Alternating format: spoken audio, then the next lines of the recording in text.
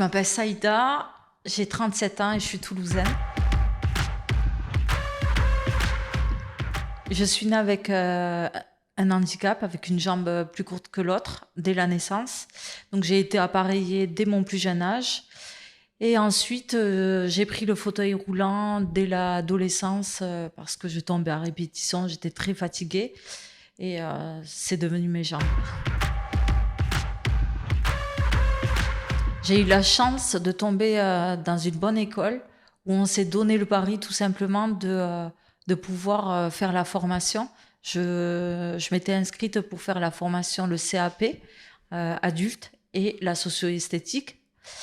Et c'était plus ou moins inconnu, autant de leur côté que de mon côté. Mais j'étais très motivée et je voulais réellement obtenir de l'expérience, ce diplôme.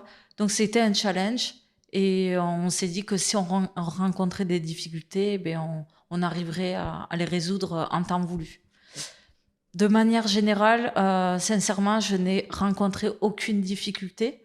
Ils ont réussi à mettre en place des adaptations, baisser la table de massage pour que je puisse pratiquer.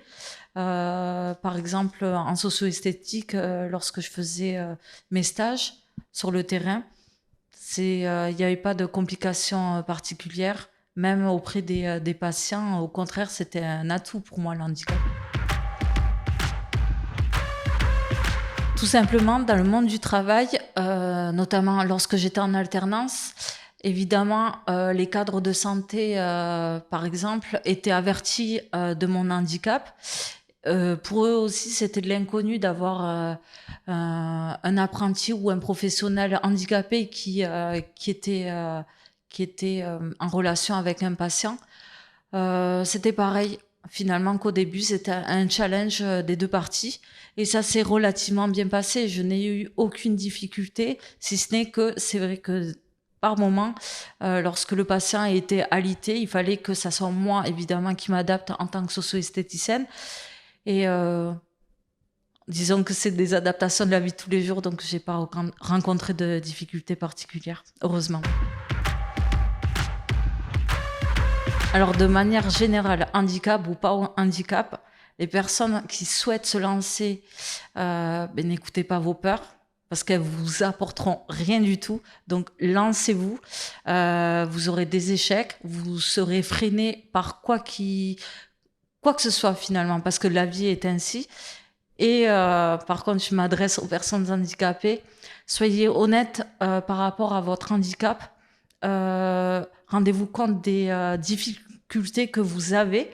Pareil, ne vous mettez pas non plus trop de barrières.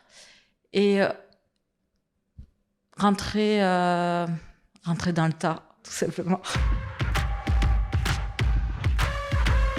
Je remercie l'école Sylvia Terra de m'avoir donné l'opportunité de m'accompagner tout au long de mes formations. Je remercie mes professeurs, évidemment, et j'encourage toutes les personnes à suivre ces formations, ce parcours, ce cursus qui est humainement très enrichissant.